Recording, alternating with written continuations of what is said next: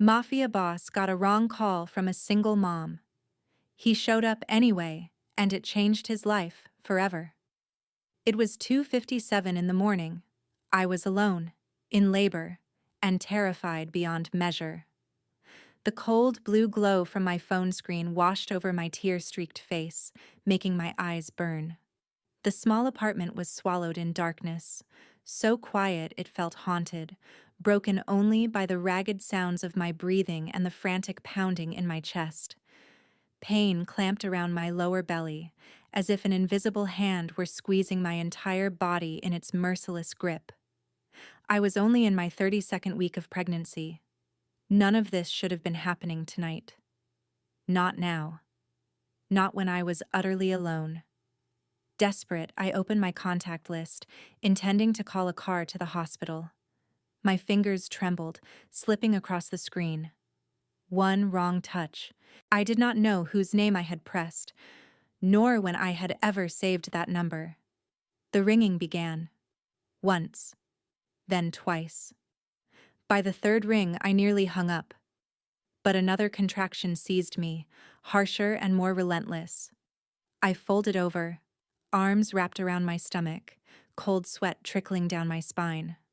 Then someone answered, a man's voice, low and steady, wide awake, and unmistakably clear. "Who is this?" I stammered through the pain. "I am sorry. Wrong number. You are in labor." His voice did not ask. It stated. I froze. I did not understand how he knew. Maybe I was breathing too hard. Perhaps my soft cries betrayed me. I tried to steady myself. I had to call a car. I had to call someone. But no one answered at nearly 3 in the morning. Your address. I hesitated. Yet fear, loneliness, and the strange trust that his voice stirred in me made the words spill out. 4th floor apartment, Lakeview Gardens, Taylor Street, South Chicago. The moment I finished, I went rigid. I had just given my address to a stranger in the middle of the night. I had never done anything so foolish. Do not move. 15 minutes. Then he hung up. I called again, but the screen flashed unable to connect. The number was disabled or out of service. Panic rose in my throat. 13 minutes crawled by as I hovered between sitting and collapsing, counting each second, each breath. It felt as if the world were falling apart around me. No one by my side, no car, no doctor, no family. Just when despair swallowed the last bit of strength in me, a knock sounded at the door. Soft, steady. I froze. It could not be him. I should not open it. Another contraction ripped through me. I fell to the floor, biting down a scream. The knock came again, harder this time. Rachel. I turned to ice. I had not said my name on the phone. How did he know? Shaking, one hand pressed to my stomach, I staggered to the peephole. Through the distorted glass, I saw a tall man standing in the empty hallway. Dark hair, broad shoulders, dressed as though he had stepped out of a modern gangster film, long black coat, polished leather shoes. Beside him stood another man, larger, like a bodyguard, scanning the corridor with sharp eyes. I did not know what to do. Instinct screamed to lock the door, to call the police. But another wave of pain tore through me. I unlocked the door and cracked it open. A faint scent of expensive cologne drifted in, mingling with the night air and cold dampness. The man looked at me. His eyes were sharp, deep, utterly awake. "You are in labor." Again, a statement. I nodded, unable to form a word. He did not wait for permission. He stepped inside, moving with the quiet certainty of someone who belonged everywhere he entered. The bodyguard stayed in the hall, silent. "My car is waiting in the garage. Can you walk?" I did not answer. I looked at him, then at my small living room, with its worn sofa and unpaid bills scattered across the table. His gaze swept the room quickly, pausing briefly at the old wooden cradle I had gotten from a neighbor. "I do not know who you are." My voice came out broken. Jonathan Rourke, he said, calm, as if that name should mean something to me. And you need to get to a hospital. Another contraction hit, fierce and blinding. This time I could not suppress the cry. Jonathan stepped forward, steady hands catching my shoulders. His touch was firm, warm, but not invasive. He took my hand and guided my breathing. 4 counts in, 4 counts out. I followed. The pain eased slightly. I do not have insurance, I whispered. I cannot pay for a hospital. This is not your concern right now. His voice dissolved the last threads of logic I held. In the doorway, the bodyguard murmured into an earpiece. Ready. Medical emergency. Private hospital. I protested weakly. I cannot go there. I only need a public one. You need the best care. My doctor has already been called. His doctor. I could not make sense of any of this. A stranger, from God knows where, with a private car, a private doctor, a security detail. Yet in his eyes I saw one thing, certainty. And strangely enough, I felt safe. I did not yet know that one wrong call would not only save my daughter's life, but pull me into a world I never dared imagine, a world that might be dangerous, yet was the first place in a very long time where I was no longer alone. You are listening to a story from Dear Single Mom, a place where the seemingly small moments reach deep into the heart. If this story has left you silent, if it brings back a memory of a fragile moment, a time when you needed someone but found no one beside you, then maybe, just maybe, we are feeling the same truth together. Sometimes all it takes is one person willing to listen, one voice at the right moment, to change an entire life. If you're watching this video, take a moment to click like and subscribe to Dear Single Mom so you can continue this emotional, honest, and deeply human journey with us each day. Share this video with someone who might need to hear a word of encouragement, a glimmer of hope, or simply to feel that they are no longer alone. And where are you listening from? Leave us a comment below. Let us know your city, your state, or even your country, so we can see just how far this story from one small single mother has traveled and how many hearts it has touched across this planet. Now, let's return to the next part of the story. I do not clearly remember how I got into the elevator, nor how I managed to reach the black SUV waiting in the basement. Everything felt like a dense fog, hazy and cold, with only the steady sound of that man's footsteps beside me keeping me tethered to the moment. Jonathan said very little. He simply gestured for the bodyguard to open the door, then gently helped me into the back seat.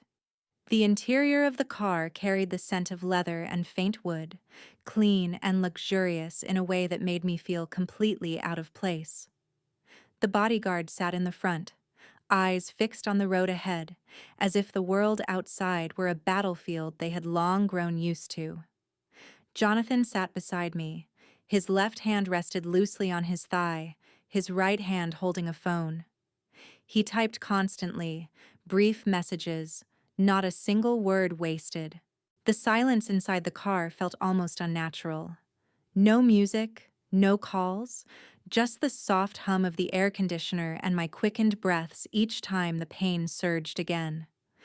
I glanced at him, wanting to ask something, but the words never came. This man was unlike anyone I had ever met. He did not frighten me, but he did not put me at ease either. It was like standing in front of a large wild animal. It was not the growl that made you step back, but the quiet, potent sense of danger in every calculated movement. Jonathan had a cold, composed appearance, his face sharply defined with deep gray eyes that always seemed to look one step further than anyone else.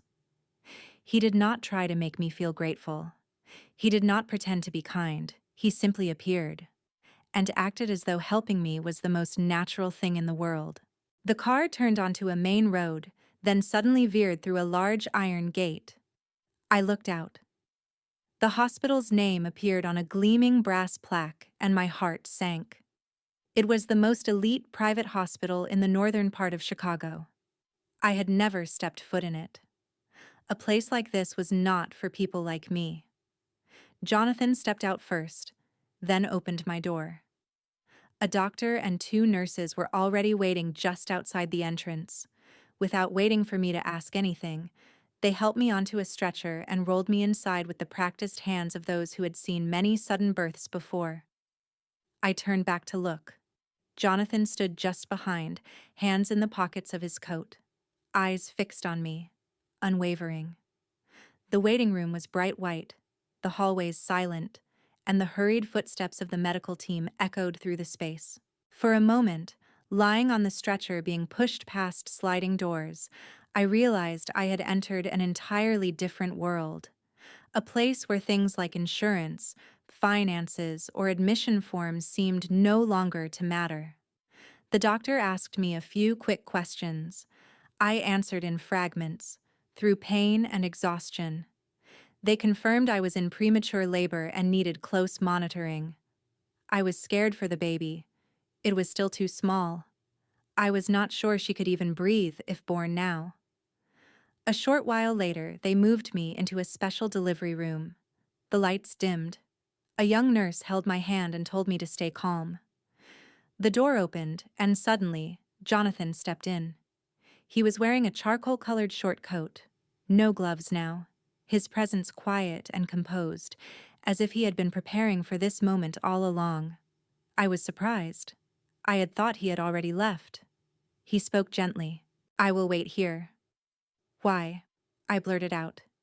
He answered, his voice steady, as if reading a clause from a contract. "Because no one else is." Just one sentence, but it brought tears back to my eyes. Not from the pain, but from the way he named the truth I had always tried to deny. I was truly alone. No one was here. No one was waiting outside the delivery room. No one was waiting for news about me. The next contraction came like a crashing wave, sweeping away every pause, every quiet thought. I screamed. The doctor signaled the beginning. Jonathan did not leave. He stood near the door, his eyes fixed on me, like a guardian watching over that fragile boundary between life and fear.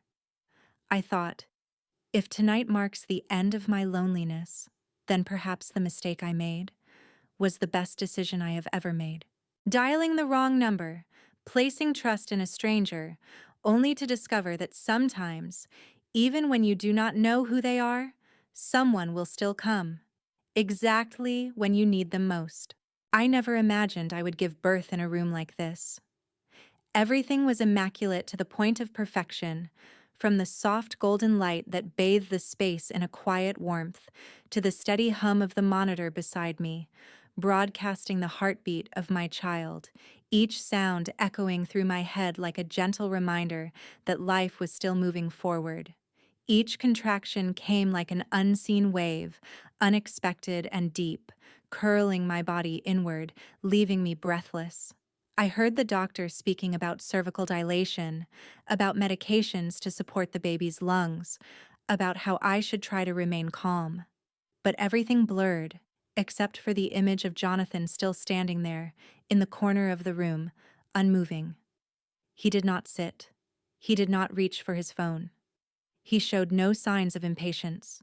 Jonathan stood like a stone in the middle of a storm, his gaze steady on me, not too close, but close enough that I knew he would not leave.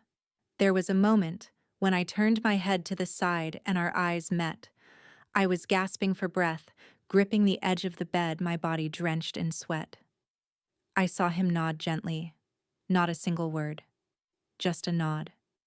And somehow, that simple gesture brought me back to myself, gave me just enough strength to hold on. The doctor said it was time.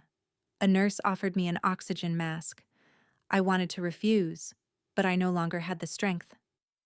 The pain had become something else entirely now, a vast and crushing pressure inside me, as if every organ was being pushed from my body all at once.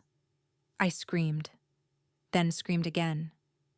the kind of scream that no longer feared pain, but reached for the one and only thing that mattered in that moment: the safety of a tiny new life.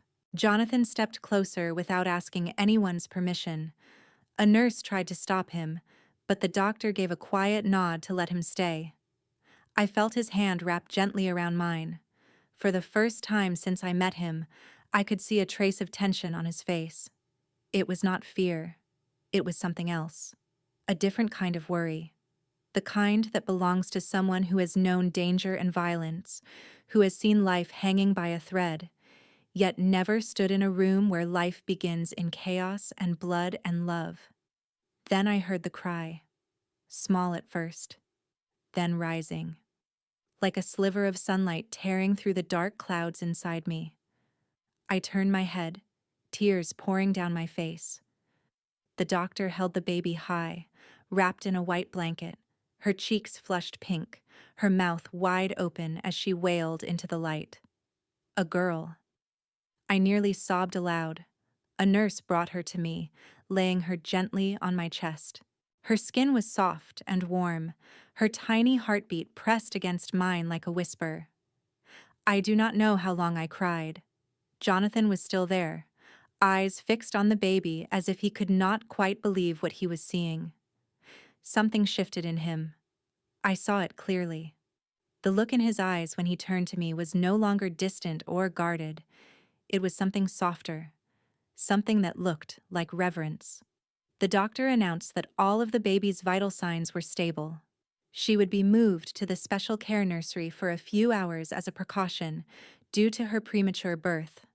I nodded. My eyelids were heavy. I no longer had the strength to stay awake. Just before I drifted off, I felt Jonathan's hand resting gently on mine once more. Not tight, not demanding, just there. The next morning, I woke in a private room. Light poured in through the window, and for the first time in many months, my body felt strangely light. The baby had been placed in an incubator in the corner of the room, with a nurse stationed nearby. Everything was calm, calm in a way that felt almost suspicious. I turned my head. Jonathan was no longer there. On the bedside table sat a small bouquet of flowers, wrapped in simple but elegant paper. No note, no name, but I knew exactly who had left them. I placed a hand on my stomach, now sunken and sore. A single question echoed in my mind. Why did that man come? Why did he stay? Who was he? I had no answers. But I knew one thing with absolute certainty. Last night, Jonathan Rourke had not only witnessed the birth of my daughter, he had done something no one else ever had. He stepped into the most fragile moment of my life and did not turn away. And I, in some strange and unspoken way, had allowed him to stay. I was still in that same hospital room when Jonathan returned the following afternoon. I was more alert now, the pain of labor still pulsing faintly, but my body no longer locked in panic like the night before. The nurse had just brought my daughter in, placing her in a small crib beside my bed. She slept peacefully, her face pink and warm, tiny lips pressed together as if dreaming of something far away. I do not know how long I stared at her before the door opened softly. Jonathan stepped in, still in his dark clothes, a button-down shirt without a tie, his tall frame catching the fading light from the window. He did not speak at first, just nodded once, his eyes sweeping briefly over the baby before settling on me, holding there for a few quiet seconds before he finally spoke. "I know you have questions," he said, his voice low and even as always. "And I have a proposal." I let out a short, hoarse laugh, not because anything was funny. Everything had happened too quickly, so quickly that my mind had yet to process it all. I had just given birth, alone, in a luxury hospital I never thought I would set foot in. And now this man, who had emerged from the darkness of that night, was standing in front of me speaking as if he were the only person left in the world I could possibly trust. And strangely enough, some part of me believed that. "What do you want?" I asked, trying to keep my voice steady. He stepped closer, standing beside the crib, his eyes never leaving mine. I want you and your daughter to be safe. I want to help you start over. I frowned. Safe, I repeated. What do you mean by that? I'm not in danger. Jonathan paused for a moment, then pulled a chair closer and sat down across from me. The look in his eyes changed. It was no longer the detached resolve of a man used to giving orders. It was something more measured, more deliberate, as if he was weighing just how much truth he should give me. I can arrange a better place for you and the baby to live, a private apartment, fully furnished, secure. I can have a nurse available, someone to help when you need it. You will not have to worry about rent, expenses, or formula for at least the next 6 months. I stared at him without blinking. Why? I said. You owe me nothing. I don't even know you. I don't know what you do. I don't know who you are. He didn't answer right away. He simply looked at me a moment longer, then said quietly, Some things don't happen by accident. That night, you called the wrong number, but I don't believe it was an accident. I laughed again, this time with bitterness. So, you believe in fate? No, he said. I believe in action and consequence, and I believe that when you have a chance to do the right thing, you should not walk away from it. I leaned back against the pillows, staring up at the ceiling. The questions in my head burrowed deeper. I did not want to owe anyone, especially not a man I didn't understand. But the truth was, I had no better options. I had no steady job, no family nearby. My apartment was only paid through the end of the month. And I had a premature child who needed care. Are you planning to live there with me? I asked, unable to hide the edge in my voice. No, he said firmly. The apartment will be yours to use. I have someone who will arrange everything. You won't have to see me if you don't want to. But if you need anything, I'll be available. I was quiet for a long time. In my mind, I saw my daughter's tiny face, her lips gently pressed together, her little hand rising into the air as if reaching for something invisible. I thought about the nights ahead, the long hours alone in a worn-out apartment, the fear of closing the door and knowing no one outside could hear us cry. I nodded. Not too fast, but clear enough. I will consider it. Jonathan said nothing more.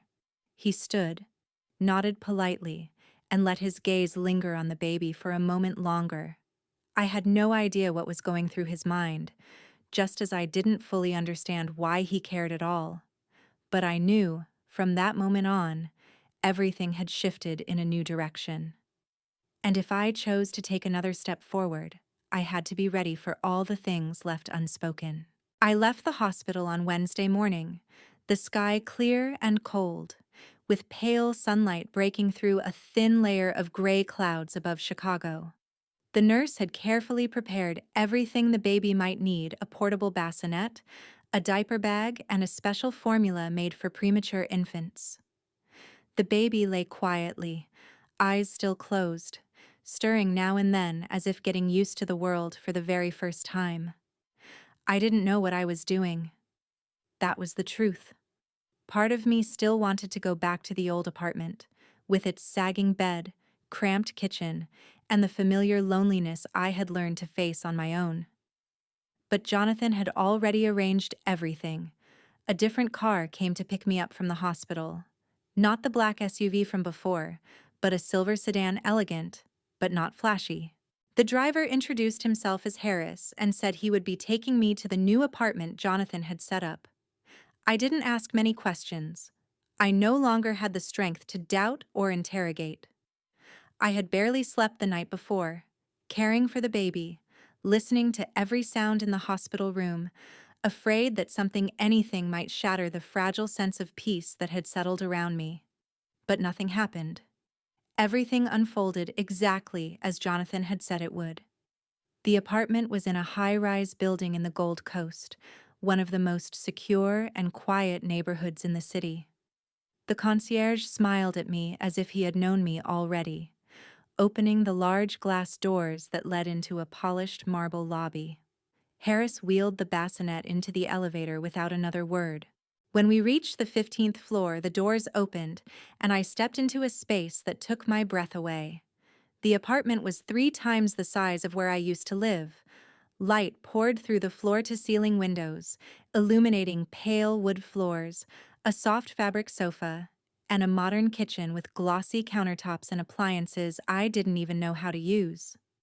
The main bedroom looked out over Lake Michigan, the waves lapping gently against the shore like a distant lullaby.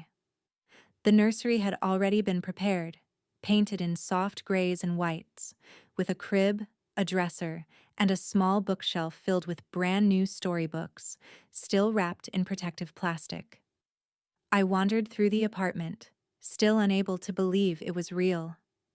Every detail had been carefully chosen, but nothing was excessive. There was no show of wealth, only a quiet sense of care and consideration. In the kitchen, beneath a vase of fresh flowers, lay a small note. A few handwritten words. "Everything you need is here. If anything is missing, just call." No signature, but I knew it was from Jonathan. I placed the baby in the crib in her own room and drew the curtains to soften the sunlight. I sat down in the rocking chair beside her, silently watching her sleep. A strange feeling crept into my chest. Not happiness, not exactly gratitude either, just relief. As if, at last, someone had quietly lifted the heaviest part of the burden from my shoulders and set it down without a word. That afternoon, I received the first call from an unfamiliar number. A gentle female voice introduced herself as Claire, the part-time nurse Jonathan had hired to help me care for the baby. She said she would come by the next morning, bringing a few essential supplies, and would be available whenever I needed her. I nodded, even though the person on the other end couldn't see me. Part of me still wanted to manage everything on my own. But another part, the tired, more honest part, understood that it was time to allow myself to be helped. That evening, for the first time in many months, I made a simple meal: pasta and vegetables. Nothing special, but it tasted better than anything I had eaten in a long while. There was no noise coming from the neighboring apartment, no cigarette smoke drifting through the windows, no flickering street lamps straining my eyes.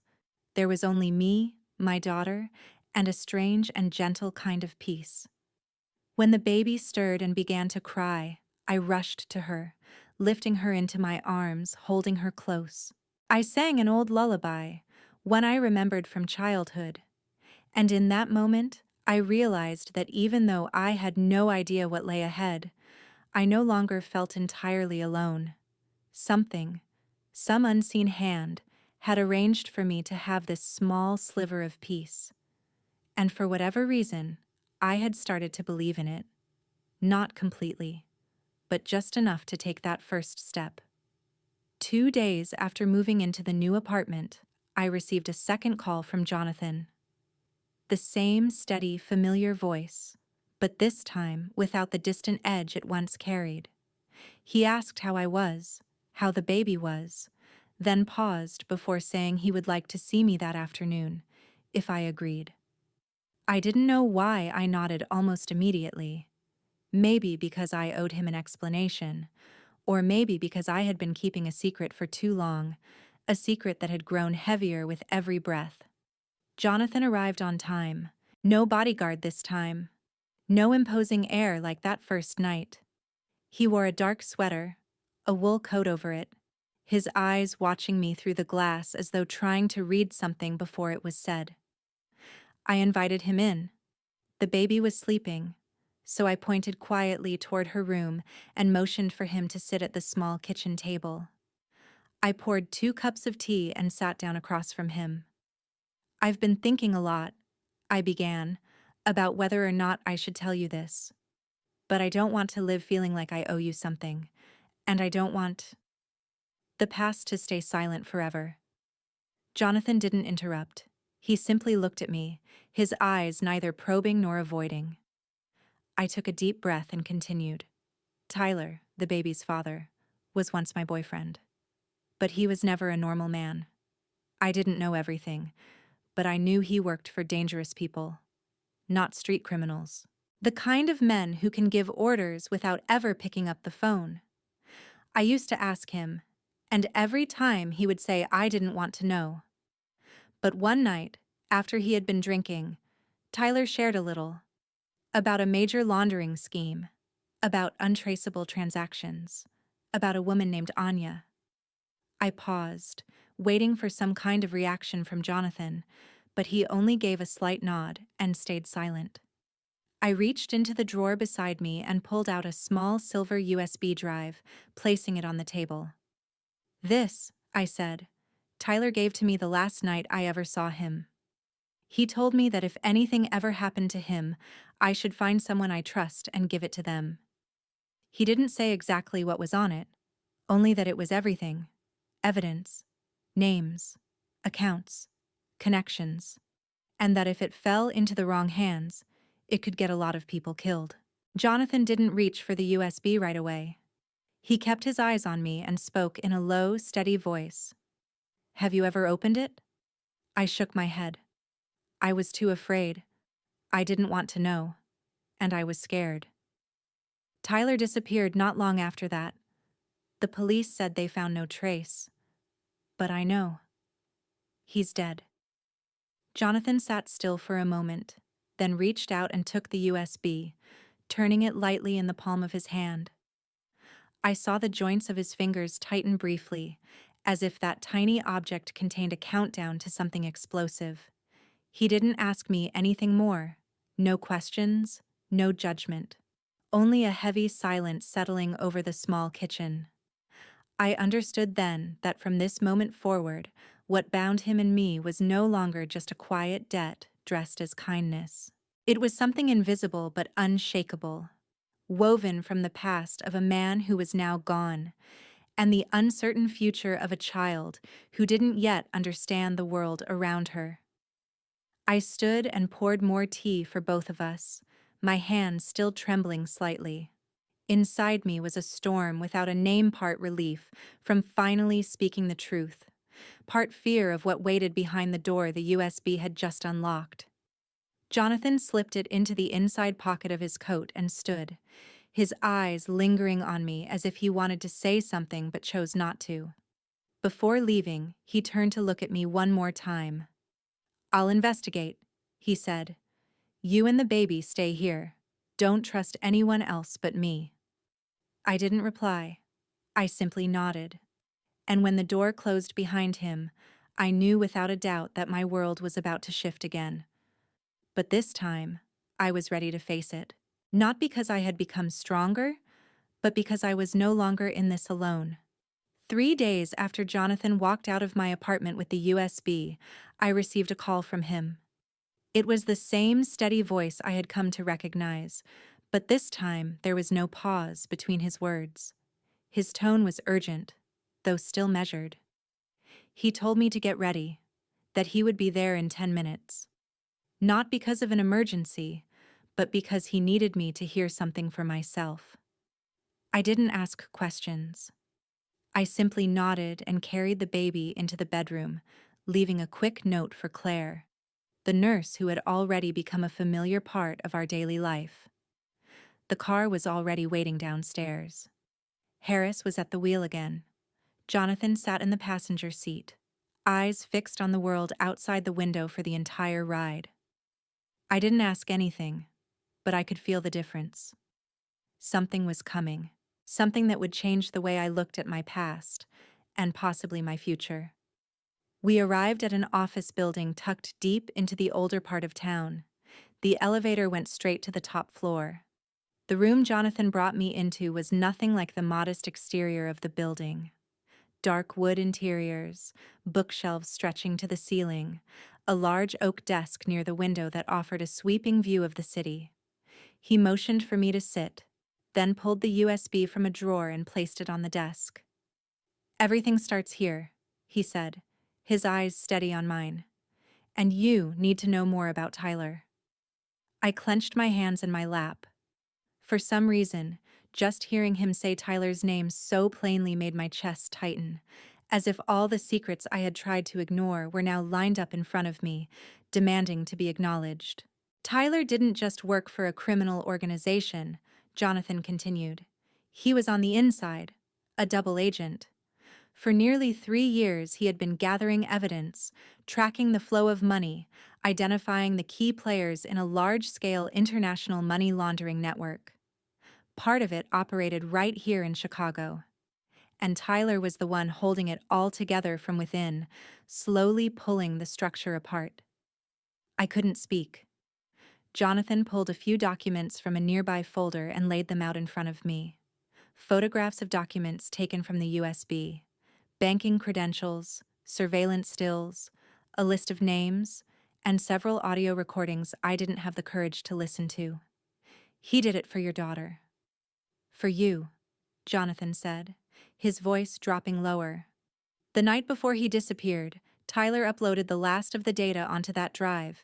He knew he was being followed, and he knew he didn't have much time. I swallowed hard, my throat dry. So, he was killed? Jonathan didn't answer right away. He simply looked at me for a long time, then nodded slightly. His body was never found, but no one doubts what happened. They killed him to erase the trail. But he stayed one step ahead. He sent you that gift, not to make you feel indebted, but to give you the chance to live freely, unchained from the darkness he once lived in. I turned away, not wanting Jonathan to see my eyes filling with tears. In my mind were flashes of Tyler, the brief hugs, the half-finished conversations, the apologies he never had time to say. I had spent so long resenting him for leaving me and our daughter, and now I understood he never wanted to leave at all. I didn't know what to say. Thank you felt too small, and somehow, not quite right. I just sat there, feeling as though I were slowly slipping out of reality. Jonathan remained, waiting patiently for me to collect myself. After a few minutes, I lifted my head. Did you know Tyler before? I asked. Jonathan nodded. We stood on opposite sides once, but I always respected him, and I owe him my life. That's why, when you called me that night, I knew I couldn't not show up. I froze. So it wasn't all just coincidence. It wasn't just a wrong number. It was the final message of a man who placed the most important thing in his life into the hands of the only person he still trusted. And somehow, Jonathan had answered that message. Not out of obligation, but because he chose to. I didn't know what lay ahead, but now I understood. The truth, even when painful, is still something that needs to be known. And in that quiet moment, high above the city in a room filled with silence, I felt myself take a very long step out of the shadows of the past. I began to notice strange things a few days after Jonathan told me the truth about Tyler and the USB. At first, it was just a feeling, the sense of being watched. Not direct, not obvious. Just a presence, like eyes lingering somewhere at the end of the hallway outside the apartment, or when I pushed the stroller through the park near the building. Claire mentioned something too, said she had seen a blonde woman outside the building entrance, looking up toward our floor before walking away. At first, I thought maybe it was nothing, just a mistake or coincidence. But with each passing day, the feeling became sharper, and the unease inside me started to grow. That evening, I found an envelope outside my front door. No return address, only my name handwritten in dark red ink. I opened it. Inside was an old photograph, me and Tyler, sitting close at a little coffee shop we used to frequent. I was smiling in the picture, leaning against his shoulder. On the back of the photo, a short, messy sentence had been scrawled. He won't be able to save you a second time. I went still, my entire body going cold. I slammed the door shut and locked it in 3 places, then called Jonathan immediately. He picked up after 2 rings. My voice shook as I told him everything. There was a brief silence on the line before he spoke, his tone low and resolute. You and the baby need to leave. Now. I had a feeling this might happen. I'll have someone there in 15 minutes. Do not open the door for anyone. I didn't ask questions. There was no time for doubt or self-reassurance. I gathered a few essentials for Emily and packed them into a small bag. Claire arrived right on time. She didn't ask much. Just looked at me, then quietly began checking the security of the apartment. 15 minutes later, a familiar black SUV pulled up in front of the building. Harris was still the one behind the wheel. I held the baby tightly, my heart racing. Under the soft amber light of the parking garage, I saw Jonathan waiting. He wasn't wearing the long coat like before, but a lighter jacket. His eyes moved quickly over me and the baby, as if confirming everything was still intact. We moved to a different location that very night, a house in the western suburbs, a quiet area where neighbors were spaced hundreds of yards apart. Jonathan said it was one of the most secure places he had ever prepared. There was a triple-layered security system, bulletproof windows, and even a private escape route. I listened as he explained it all, nodding silently, still reeling from the photograph left at my door. After Emily had fallen asleep in her new room, I sat with Jonathan in the living room, the soft amber light casting warm shadows against the high ceiling. I asked him, my voice low, "Who is she? That woman?"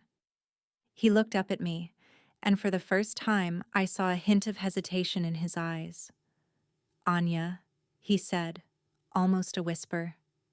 She was the right hand of one of the top figures in the money laundering network Tyler had been investigating. Cold, intelligent, and the kind of person who never forgets a face that betrayed the organization. And now, she knows who you are. I said nothing. It felt like an underground wave was building beneath my feet, ready to rise and swallow me whole. I didn't know how someone like me, someone who once worried about nothing more than paying the electric bill on time, had become the target of people who lived in shadows.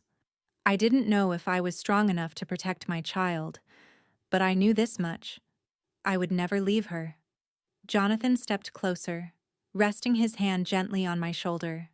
His eyes were no longer cold like the first time we met. They were deep, steady, and full of responsibility.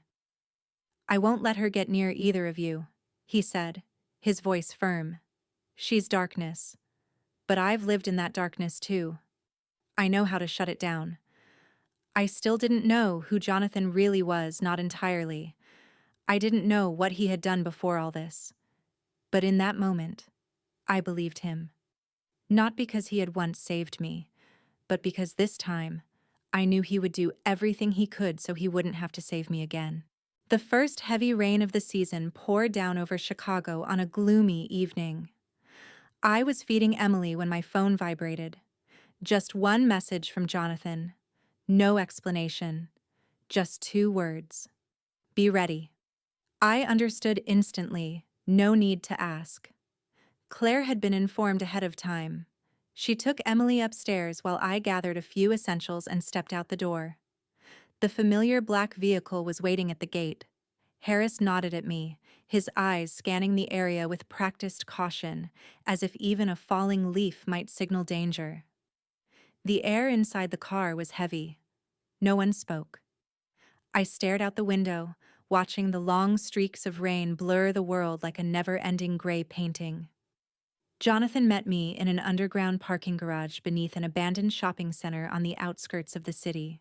The building had once been a bustling complex, but now it was just hollow concrete and shadows. When the car stopped, Harris opened the door and Jonathan stepped out from another vehicle, dressed simply but carrying himself with complete command. He said nothing, just tilted his head slightly, signaling me to follow. Inside the garage, the dim glow of old neon lights fell across the cold cement floor. The sound of our footsteps echoed through the empty space, mingling with the soft drip of rainwater leaking from the broken ceiling above. I followed Jonathan to a section that looked like a designated meeting point. Another vehicle was already parked there. Its headlights flashed on as we approached. A woman stepped out, blonde hair pulled back, long brown coat, face as cold and expressionless as a marble statue. I recognized her immediately. It was her. Anya. I froze, breath catching in my chest. Jonathan raised a hand, stopping me with a small but deliberate motion. Anya walked toward us slowly, two large men trailing behind her, expressionless, their hands tucked into coat pockets. Every movement felt calculated, not like a negotiation, but like a game in which the winner had already been decided. She smiled, but it never touched her eyes. "So you've chosen to protect his final gift," she said, her gaze flicking over to me. "You know, Tyler was foolish. He thought he could betray everyone and leave his child behind for someone else to suffer the consequences." Jonathan didn't let her say more. He stepped forward, his voice dropping, each word sharp and clear. "This ends here. You're too late, and you know it." Anya gave a soft, joyless laugh. "So you think you can hide them forever? With that data? With your pity for a fragile widow?" I saw Jonathan tilt his head slightly, and then everything erupted. A siren wailed in the distance. Flashing lights filled the entrance of the garage, followed by a rush of footsteps and shouted commands. FBI. They were already here. I didn't know from where or when they had arrived, but within seconds, the garage was flooded with flashing red and blue lights, and voices shouting orders to stand down. Anya spun around, reaching for something inside her coat, but Jonathan moved like lightning. He slammed her against the concrete wall, pinning her as agents swarmed in. Her two men were subdued quickly, with expert force. It all happened in less than 30 seconds, but for me, it felt like an entire lifetime. I stood frozen, unable to comprehend what had just unfolded. Jonathan turned, his eyes finding mine beneath the glare of the police lights. "Everything's been arranged," he said quickly. "I gave the USB to the FBI as soon as I verified its contents, but we needed a definitive end. And you were the only one who could draw Anya out." I gasped, knees nearly giving way. I had been the bait, and he had known it. Jonathan stepped closer, his hand gently catching me before I could fall. I didn't feel afraid. I didn't feel angry. Just a deep, overwhelming dizziness, like my body was trying to catch up to everything my heart had already understood. He looked at me, voice slower now. "I didn't leave you alone. Not then. Not ever." Behind us, Anya was handcuffed and escorted to a waiting FBI vehicle. Her golden hair fell across her face, her eyes still burning with fire, refusing to yield. But I knew it was over. No more threatening messages. No more shadows stalking our backs. For the first time since this all began, I truly believed that Emily and I were safe. And the man standing beside me now, once just a name in the dark, was the reason why. We left the garage just before midnight. The sky remained a dull gray. The rain had stopped, but the damp, cold air clung to everything, making me shiver. Harris drove Jonathan and me back to the safe house in the suburbs. Claire was already there, holding Emily, who was fast asleep, her small face nestled peacefully against her chest. I sat down on the sofa, my hands still trembling slightly. For days, I had been ready to flee at a moment's notice, always watching the darkness behind me. And now, with the storm finally past, the silence felt strange, almost too quiet. Jonathan sat across from me, the light in the living room casting soft shadows on his face. He still wore that familiar calm, but something in his eyes had softened. There was no longer the guarded edge or the cold distance, only a quiet ease, like a man who had finally taken off armor he had worn for far too long.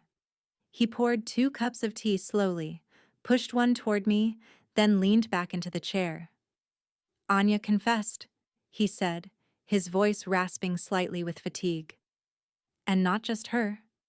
The woman named Nadia, the one Tyler had once whispered about, was arrested in New Jersey earlier this morning. She was the final link in the financial chain Tyler had been tracking. That network is officially dismantled now. I sat still. That name, Nadia.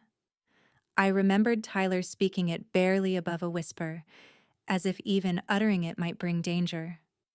She was the one in the shadows, the one who pulled strings without leaving traces. I looked at Jonathan. So, it's over? He nodded, for the most part. But what I owe you now isn't just protection.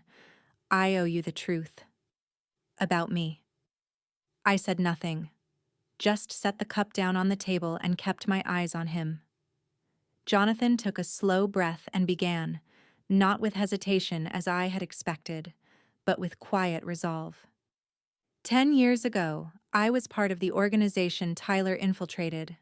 Not directly involved in anything illegal, but I was the middleman. I held the secrets, I connected the players, I made sure things moved quietly without leaving a trail. But at some point, I realized I could no longer control what I had helped create. I saw the consequences. I saw innocent people get pulled under, and I chose to walk away. He looked at me, waiting for something. But I stayed quiet. I wasn't surprised. Maybe I had always known, from the first look in his eyes, from the way he stepped into my life without asking permission. I had always sensed there was darkness inside him he didn't try to hide, but also a light he hadn't yet given up on. I handed everything I had to the FBI and kept working as an informant, he continued. Some of the data from Tyler's USB helped verify what I had warned them about. And after last night, the FBI officially closed their file on me. I didn't know how to feel. Relief, maybe, or a quiet sadness, knowing that the only man I had come to trust after everything carried a past stitched with scars. But I also understood. No one walks out of darkness without bringing some of it with them. What matters is which direction they choose to walk toward next. Jonathan looked at me, his gaze softer than ever before. You don't have to forgive my past, but if you still have any faith left, I'd like to stay. With you. And with her. Not because of Tyler, but because I want to.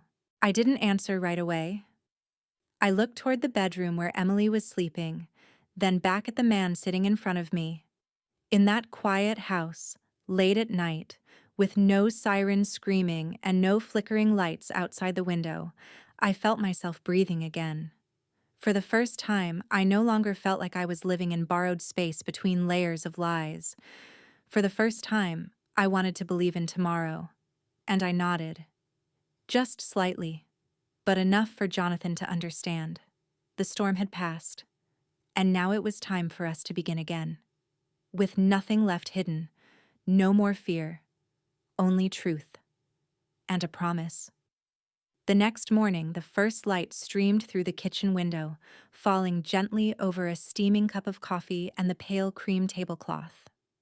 I stood leaning against the sink, my hands wrapped around the warm mug, watching Jonathan cradling Emily in his arms.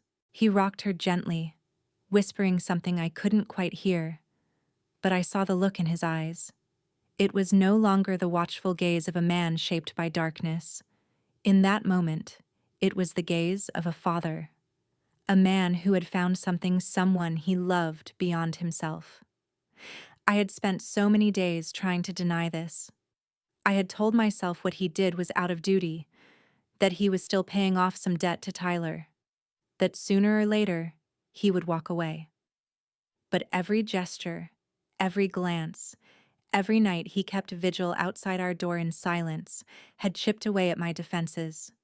And this morning, watching him hold Emily with such unexpected tenderness, I knew what I could no longer deny.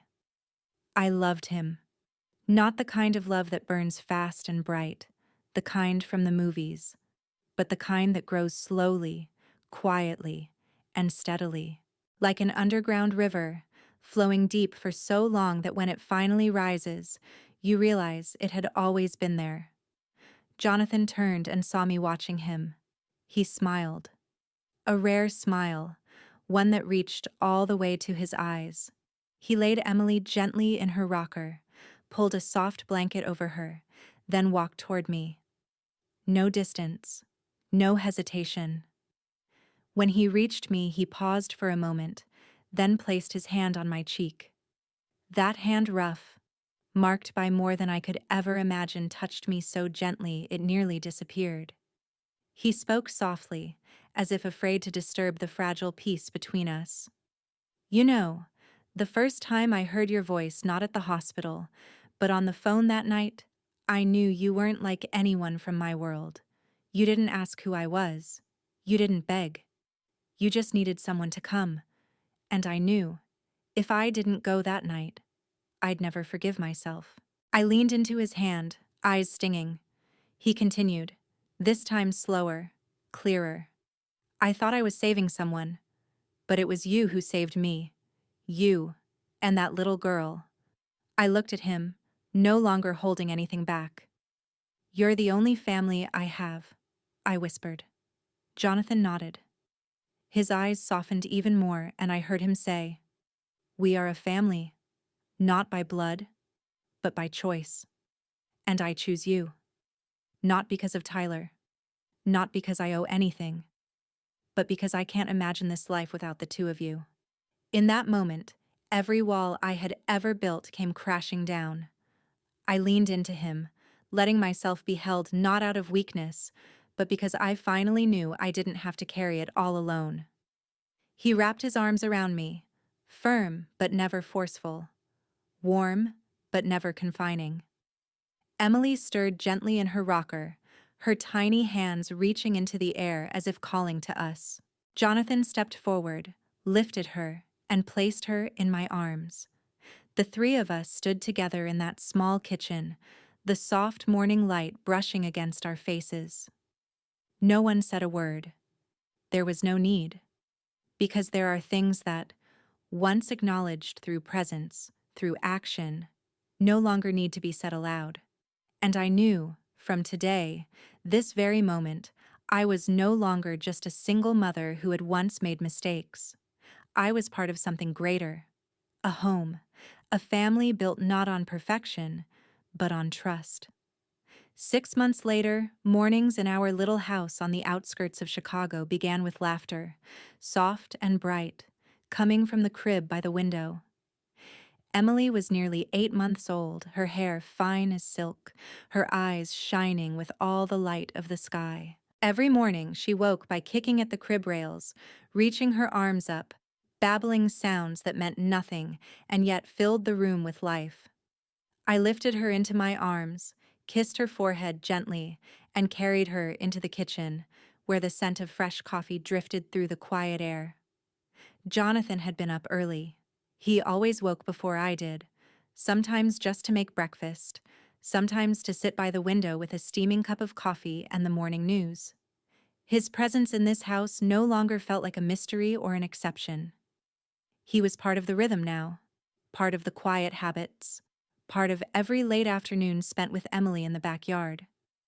No more shadows, no more constant watchfulness. Only a peace I once thought I would never know again. I took a part-time job at a local bookstore less than 10 minutes from home. The owner, Linda, was a widowed woman who had spent nearly her whole life in that neighborhood and regarded books as lifelong companions. She knew something of my past, not in exact detail, but in the way someone who has lived long enough can sense things. She never asked many questions. She only looked at me and said that anyone who still loved books could begin again. I worked 3 mornings a week, while Jonathan stayed home with Emily or took her to a nearby childcare center. Every afternoon when I came home, I was met with my daughter's laughter and the calm, steady eyes of the man I loved. Emily was growing faster than I imagined. She could sit up, wave when someone said hello, and had made it a personal mission to chew on anything she could get into her mouth. Jonathan kept his phone close, ready to capture every first her gummy smile, the moment she touched the neighbor's cat, the day she clapped for the first time. Those little clips became treasures on his phone, which he often revisited in the evening after Emily had gone to sleep, while the two of us sat hand in hand on the sofa, saying nothing, needing nothing more. I no longer had nightmares. The broken sleep, the nighttime panic, they slowly faded. Sometimes, while walking under the sun, I caught myself wondering how I'd come to be this lucky. Maybe that wrong number wasn't a mistake at all. Maybe Tyler, in his own way, had arranged for me to find the one man brave enough and gentle enough to stand between us and the darkness. I don't know if I believe in fate, but I do believe that some things happen not to punish us, but to lead us somewhere we would never have found on our own. Our house wasn't big. The living room was just large enough for a small sofa, a short bookshelf, and a soft rug where Emily liked to crawl. But in every corner were signs of a new life. A hand-painted picture stuck to the fridge, a pair of tiny shoes by the door, a book left open on the table, and on the windowsill, always a vase of fresh flowers that Jonathan changed every week. A quiet reminder that beautiful things need steady, honest care. On weekends, we sometimes took Emily to the lake nearby. Jonathan would carry her on his shoulders while I walked beside them, listening to the lapping water and her laughter echoing down the path. In those moments, I didn't think. I simply lived. Fully, completely, in every breath, every step, beside the ones I loved. 6 months isn't long enough to erase all wounds, but it is enough to teach me that happiness doesn't need to be perfect. It only needs to be real. And for me, happiness now is a small house, a man who keeps his promises, and a child whose eyes hold the light of a brand new beginning.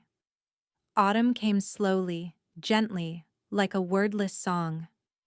Golden leaves covered the walkway in front of the house, and every morning, Jonathan would rise early to sweep them away, even though I always told him he didn't have to. But he would just smile and say that small, repeated acts remind us we're living in peace. I understood that more than anyone, because every time he opened the door for me, every time he pulled out a chair at the breakfast table, I no longer felt like a woman running. I was Rachel. A woman living a life that was finally hers, with a man I no longer doubted. The love between us was never loud.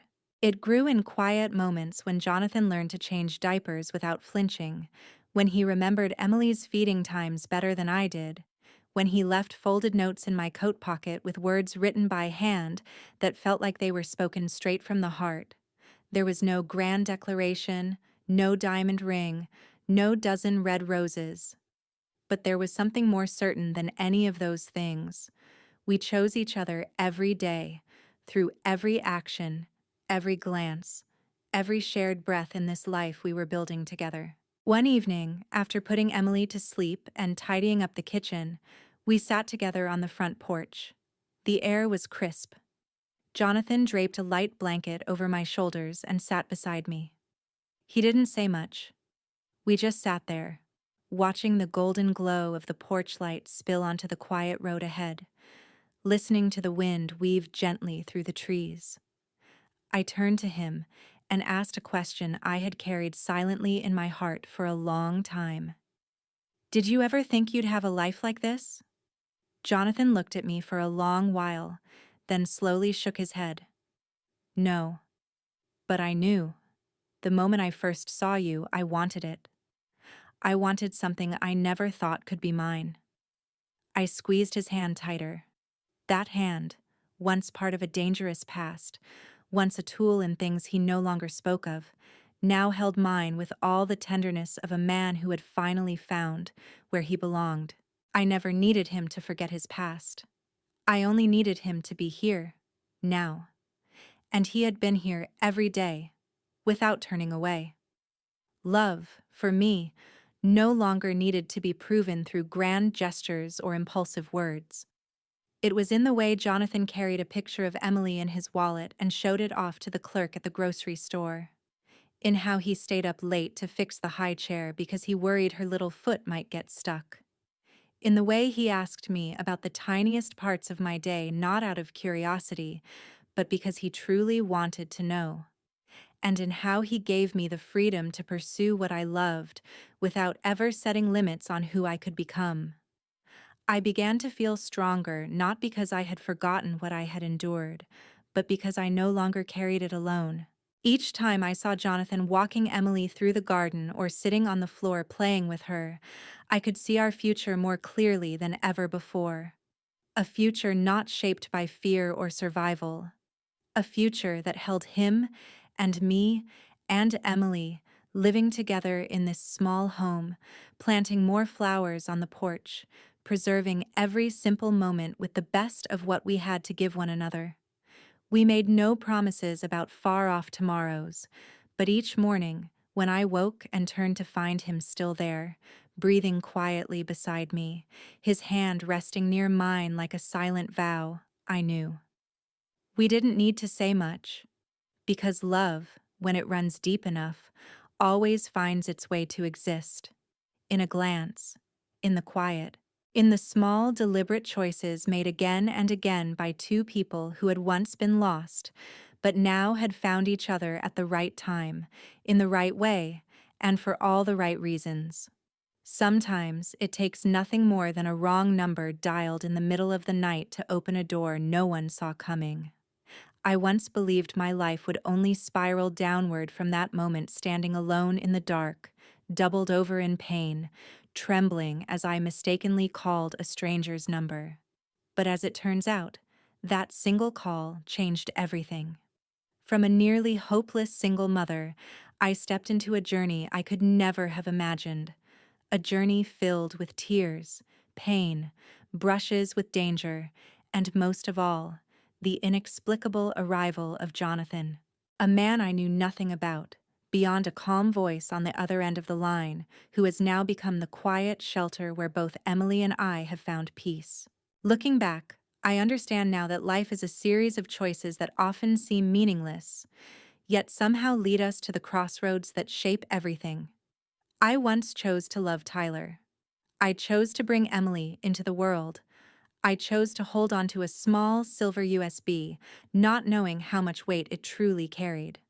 And I chose to trust Jonathan, someone I had every reason to doubt, who instead stayed with me to the very end.